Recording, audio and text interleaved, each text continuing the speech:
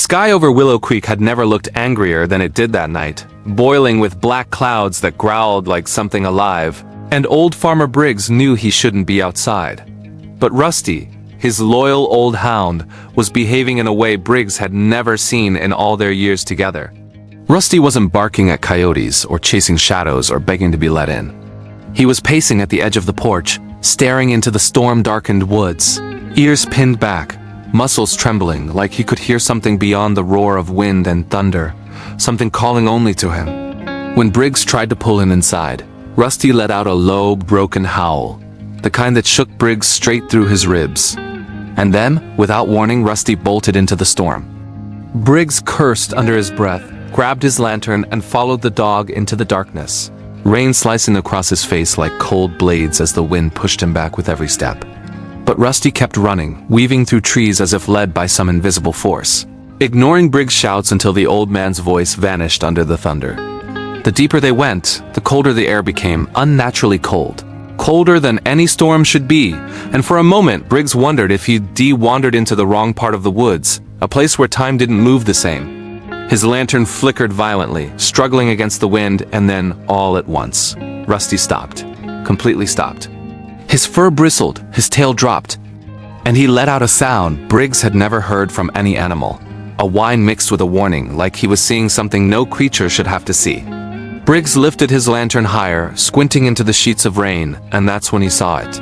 A shape crouched near the creek bed, pale as bone, motionless except for the slow tilt of its head, like it had been waiting for them. The storm seemed to quiet around that thing, muting everything but the pounding of Briggs' heart. At first he thought it was a person, maybe hurt, maybe lost. But then it lifted its face toward him, and Briggs' breath caught in his throat. Its eyes were too wide, too dark, reflecting no light at all. Its limbs were too long, bending at angles a human body simply couldn't. And when it stood, rising slowly, its joints cracked like old wood snapping under pressure. Rusty growled, but it wasn't a brave growl. It was a terrified warning. Briggs stepped back, lantern shaking in his grip. The creature moved without sound, gliding more than walking, its shadow stretching unnaturally across the wet ground. Briggs felt something old, something primal in his body, screaming at him to run, but before he could turn, the creature shifted its head toward Rusty, and then it smiled. Not a human smile. A slow, jagged stretch of the mouth, revealing teeth that didn't belong in anything walking this earth. Rusty lunged first, barking, snapping, trying to protect the man he loved, but the creature didn't flinch. Instead, it tilted its head again, studying the dog like it was trying to remember something. And then Briggs heard it, a whisper, not through the air but inside his head. A voice that was not a voice, whispering his name, slowly, like it had learned to form words by remembering them from a lifetime ago. Briggs. The old man stumbled back, dropping his lantern, which shattered against a rock and threw sparks across the wet ground.